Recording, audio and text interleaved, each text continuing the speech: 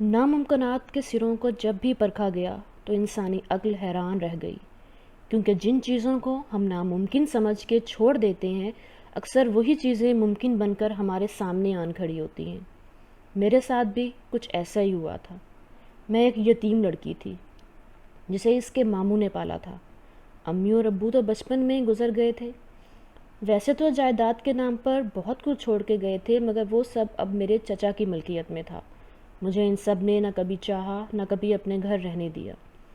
میری نانی امی جو ہیں وہ مجھے میری امی کی وفات کے بعد اپنے ساتھ لے آئیں۔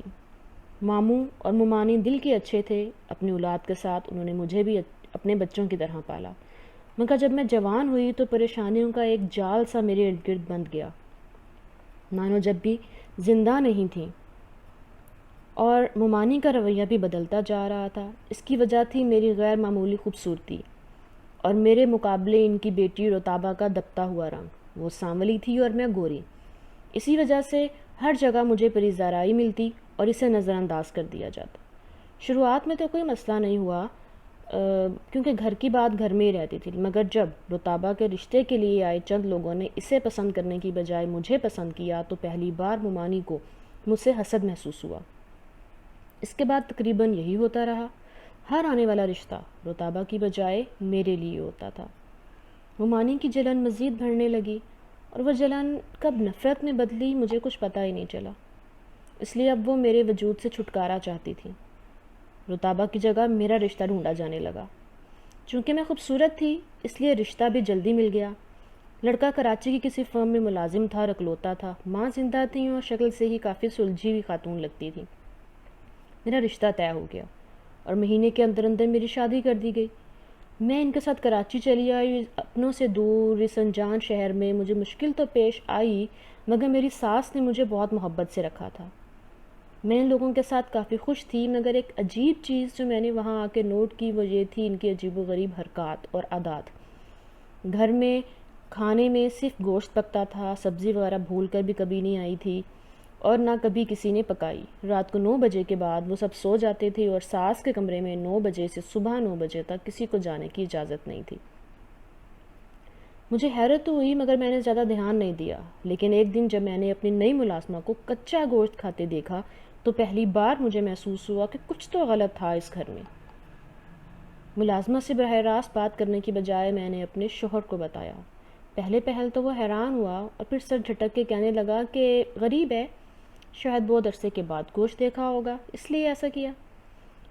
ان کی بات مجھے کافی درست لگی، میں مطمئن تو ہو گئی، اور یہ میری دوسری غلطی تھی جو میں نے کی۔ پہلی غلطی تو میں یہ شادی کر کے ہی کر چکی تھی۔ دوسرے دن صبح ہی وہ ملازمہ گھبرائی ہوئی میرے کمرے میں آدم کی۔ ارسلان اس وقت واک پر جاتے تھے۔ میں اپنے آئینے کے سامنے کھڑی تیار ہو رہی تھی، مگر اس کی ہوائیاں اڑے دیکھ کر چہرہ اس کی جانب کر کے پلٹی، اسے نرمی سے بیڈ پر بٹھا کر پانی دیا جو اس نے ایک ہی سانس میں ختم کیا۔ اس کے تھوڑا سا سنبھل جانے پر میں نے اسے اس کی بڑبڑاہٹ کی وجہ پوچھی تو اس نے کچھ کہنے کے لیے لب واہ کیا ہی تھے کہ کھلے دروازے سے ارسلان کے بولنے کی آواز سنائی دی۔ اس کا چہرہ لٹھے کی مانند سفید پڑ گیا۔ اگر جان پیاری ہے تو بھاگ جاؤ یہاں سے۔ میرے کچھ بھی کہنے سے پہلے یا پوچھنے سے پہلے وہ تیزی سے کہتی ہوئی کھڑکی تک بھاگی، کھینچ کر اس کا پٹا کھولا اور نیچے کود گئی۔ میرا کمرہ نیچے والی منزل پر تھا۔ یہ سب اتنے چند پلوں میں ہوا کہ مجھے کچھ سمجھ ہی نہیں آیا، اور وہ مجھے کھڑکی تک دوڑ کر آئی تو وہ گیٹ پھلانگتی نظر آئی۔ ارسلان کمرے میں آ چکا تھا۔ مجھے کھڑکی میں کھڑا دیکھ کر میرے پاس آن کھڑا ہوا۔ کیا دیکھ رہی ہو؟ اس کے تاثرات مشتبہ تھے۔ میں ہڑبڑا کے اس کے جانب مڑی۔ بلی بلی، وہاں صرف ایک بڑی کالی بلی تھی۔ یہ جملے میرے منہ سے کیسے نکلے میں نہیں جانتی تھی، لیکن میری بات پر وہ مسکرا کر پلٹ گیا۔ بلی سے کون ڈرتا ہے؟ وہ میرے ڈرنے پر تبصرہ کرتے واش روم چلا گیا۔ میں نے چند گہرے سانس لیے، ایک نظر مڑ کے گیٹ کی جانب دیکھا، اب وہاں کوئی نہیں تھا۔ میں جھرجھری لیتی ہوئی ڈریسنگ الماری تک آئی۔ ارسلان کے لیے کپڑے نکال کر بیڈ پر رکھنے تھے۔ اگر جان پیاری ہے تو بھاگ جاؤ یہاں سے۔ اس ملازمہ کا کہا جملہ میرے دماغ سے چپک کر رہ گیا تھا۔ ارسلان کو آفس بھیجنے کے بعد میں مسلسل اسی بارے میں سوچ رہی تھی کہ آخر اس نے ایسا کیوں کہا۔ کئی دن تک یہ سوال مجھے پریشان کیے رکھا اور وہ ملازمہ مجھے کہیں دوبارہ دکھائی نہیں دی۔ اس کی جگہ ایک مرد ملازم کو رکھ دیا گیا تھا جس کی عادات حد سے زیادہ مشکوک تھیں۔ میں اس سب میں اتنا الجھتی جا رہی تھی کہ سامنے کی چیزیں مجھے نظر نہیں آ رہی تھیں، مگر اس دن جب مجھے میری ساس کے کمرے کے باہر کپڑے کا ایک چھوٹا سا ٹکڑا پڑا ہوا ملا تو میں نے حیرت سے اسے دیکھا۔ اس دن چند پل غور کیا اور مجھے یاد آیا کہ یہ تو اسی ملازمہ کی چادر کا ٹکڑا تھا۔ حیرت سے میری آنکھیں کھل گئیں، یہ ٹکڑا میری ساس کے کمرے کے باہر کیا کر رہا تھا بھلا؟ تجسس سے مجبور ہو کر میں نے دروازے کا ہینڈل پکڑ کر گھمایا۔ ابھی 20 منٹ باقی تھے۔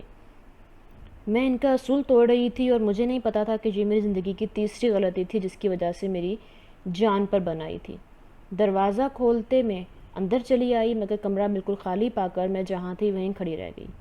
بیڈ پر ایک سلوٹ بھی نہیں تھی، صاف ظاہر تھا کہ وہاں کوئی نہیں سوتا تھا۔ اگر میری ساس وہاں نہیں تھیں تو ہر صبح کمرے سے باہر کیسے نکلتی تھی؟ تجسس کے ہاتھوں مجبور ہو کر میں نے سارے کمرے کی تلاشی لی، ہو نہ ہو کوئی گڑبڑ تو ضرور تھی۔ سب کچھ ٹھیک تھا، مگر وہ ایک ریک سب سے الگ تھا۔ شیطان کی کھوپڑی کی طرز پر بنا وہ ایک بک ریک پہلے دن سے ہی مجھے عجیب لگا تھا، مگر آج وہ مجھے بری طرح اپنے جانب متوجہ کر رہا تھا۔ میں نے اس کے لمبے دانتوں سے ہاتھ اندر ڈال کر ایک کتاب باہر نکالی اور جب میں نے وہ پڑھی تو میرے پاؤں سے زمین سرک گئی۔ کالے جادو کی کتاب میری ساس کے کمرے میں کیا کر رہی تھی بھلا؟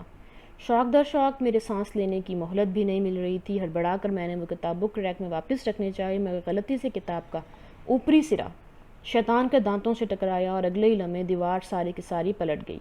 جس جگہ میں کھڑی تھی وہ جگہ بھی سرکی اور میں گھوم کر جا پہنچی ایک اندھیر نگری میں۔ نیم سرخ روشنی اس پورے کمرے میں پھیلی تھی، اس کے ساتھ ایک ایسی بو تھی جو انتہائی وحشتناک تھی کہ میرا گلا سوکھ رہا تھا۔ یہ کون سی جگہ تھی؟ مجھے کچھ پتہ نہیں تھا۔ بنا چاپ پیدا کیے میں تھوڑا آگے بڑھی، اندھیرے میں چلنا مشکل ہوا تو میں نے موبائل کی ٹارچ چلا لی۔ اس کے بعد جو منظر میں نے دیکھا وہ انتہائی ہولناک تھا کہ ایک چیخ بے اختیاری میرے حلق سے نکلی۔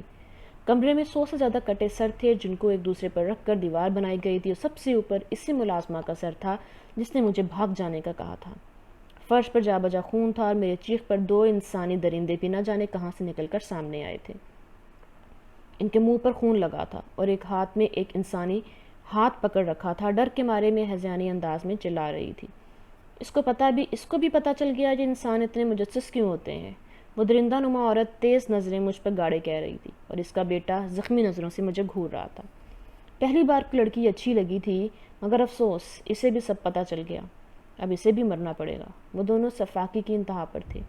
میں شل کھڑی تھی، بالکل شل جیسے ان سب پہ یقین کرنا مشکل ہو رہا تھا۔ وہ میری جانب بڑھ رہے تھے، میری موت اب سامنے تھی۔ میرا دماغ مجھے بھاگنے کا کہہ رہا تھا اور میرا جسم مفلوج ہو کے رہ گیا تھا۔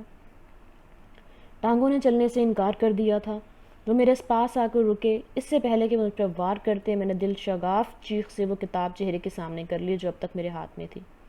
میں نے جو ہی کتاب سامنے کی وہ دونوں یکمشت پیچھے ہٹے۔ یہ کتاب اس کے پاس کیسے آئی؟ وہ گھبرا کر کہنے لگے، اسے واپس کر دو۔ میری سانس نے خون بھرے ہاتھ میری جانب بڑھائے۔ میں 2 قدم پیچھے ہٹی۔ پہلی بار مجھے احساس ہوا کہ یہ کتاب شاید ان کی کمزوری تھی جو میرے ہاتھ لگ چکی تھی۔ میں کانکی انداز میں نے کتاب کھولی اور ایک پنا پھاڑ دیا۔ ان دونوں کی بلند باغ چیخیں اس وقت سنائی دیں جیسے کسی نے چھری سے انہیں کاٹ دیا ہو۔ مجھے سمجھ آ گیا تھا کہ یہ کتاب جب تک میرے پاس رہے گی مجھ تک نہیں آ سکیں گے۔ میرے بچ جانے کا ذریعہ فقط وہ کتاب تھی۔ وہ دونوں بھاگنے لگے تو مجھ سے کتاب چھیننا چاہتے تھے۔ اس سے پہلے کہ وہ مجھ تک آتے میں نے پیچھے مڑتے شیطانی کھوپڑی کے دانت دوبارہ دبا دیے۔ دروازہ جو ہے وہ پلٹ گیا۔ میں فوراً کمرے سے باہر آئی۔ اس بار میں نے کمرہ باہر سے بند کر دیا۔ میرے پاس وقت تھوڑا تھا اور 2 راستے تھے، ایک یا تو میں بھاگ جاؤں، دوسرا یا ان لوگوں کو ان کے انجام تک پہنچا دوں۔ میرا شوہر کمرے کا دروازہ توڑ رہا تھا اور مجھ سے وہ تمام کٹے ہوئے سر دکھائی دے رہے تھے۔ نہ جانے کتنی ہی معصوم لڑکیاں ان کا شکار ہوئی تھیں۔ میں نے بھاگنے کا ارادہ ترک کر دیا۔ ان انسانی درندوں کو زندہ نہیں چھوڑا جا سکتا تھا۔ دروازے کا لاک توڑ کر جب وہ باہر آئے میں گاڑی کو لے کر بیرونی گیٹ عبور کر چکی تھی۔ میرا رخ پولیس اسٹیشن کی جانب تھا۔ ہڑبڑاہٹ اور ڈر کی وجہ سے میں ٹھیک سے ڈرائیونگ بھی نہیں کر پا رہی تھی اور میرا شوہر دوسری گاڑی لیے میرے پیچھے تھا۔ پولیس اسٹیشن تھوڑی ہی دوری پر تھا۔ اس وقت ہر حال میں مجھے وہاں پہنچنا تھا، چاہے کچھ بھی ہو جائے۔ میرے لبوں پر آیت الکرسی کا ورد تھا، شاید اسی وجہ سے میں وقت سے پہلے پولیس کے پاس پہنچ گئی تھی۔ ان سب کو ساری بات بتانے کے بعد میں وہیں ڈری سہمی بیٹھی رہی۔ ماموں پہلی فلائٹ سے ہی کراچی پہنچ رہے تھے۔ ان کے آنے تک پولیس ان دونوں کو ہمہ وقت ثبوت پکڑ کر لے آئی تھی۔ مجھ سے ملنے کا بھی کہا گیا، مگر میں نے انکار کر دیا کہ میں ان جیسے درندوں کو دوبارہ کبھی نہیں دیکھنا چاہتی تھی۔ اسٹیشن کا ASP اچھا آدمی تھا۔ ماموں کے آنے تک اس نے مجھے اپنے کیبن میں ہی بٹھائے رکھا، اور جب ماموں وہاں پہنچے تو پہلی بار میں ان کے سامنے بلک بلک کر روئی تھی کہ وہ مجھے تسلیاں دیتے رہے، مجھے چپ کرواتے رہے اور میرے نہ تھمنے والے آنسوؤں کو مٹاتے رہے۔ گھر جانے کے بعد جب ماموں نے ساری بات نعمانی کو بتائی تو وہ بھی اپنے رویے پر شرمندہ ہوئی۔ میری جلدی شادی کروانے کے چکر میں وہ لڑکے والوں کا بیک گراؤنڈ دیکھنا ہی بھول چکے تھے۔ ان کی غلطی نے مجھے موت کے منہ میں دھکیل دیا تھا، وہ تو میری قسمت اچھی تھی کہ میں بچ گئی۔ جس پولیس اسٹیشن میں گھنٹوں بیٹھی رہی تھی وہیں کا ایک ایس پی 1 مہینے بعد میرا رشتہ لیے میرے گھر میں موجود تھا، مگر اس بار ماموں نے کوئی جلدی نہیں کی، آرام سے چھان بین کر کے تسلی کر کے ہی میری شادی اس سے کروائی، جو میری زندگی کا سب سے اچھا فیصلہ ثابت ہوا، اور آج میں خوشحال زندگی گزار رہی ہوں، اور وہ وقت جا کر کے مجھے خوف سا آنے لگتا ہے۔ آج کے دور میں ایسی کہانیاں کہاں ممکن تھیں، مگر اگر تم ٹھیک سے دیکھو تو ہر تیسرے گھر میں یہی کہانی تھی۔ جانے کتنی لڑکیاں ان کا شکار ہوئی تھیں اور جانے کتنی ہی مزید ہونے والی تھی، کیونکہ ایسے کئی لوگ ان شہروں میں پھیلے ہوئے تھے اور میں نے تو صرف 2 ہی کو پکڑوایا تھا۔ مگر کیا ویسے سب انسان پکڑے جا سکتے تھے جو ایسے ہی لڑکیوں کو بہو بنا کر اپنے گھر لاتے تھے اور ان کی زندگی جہنم سے بھی بری بنا کر رکھ دیتے تھے؟ سچ ہی کہا تھا جس نے بھی کہا تھا، انسان سے بڑا مانسٹر اس دنیا میں کوئی نہیں۔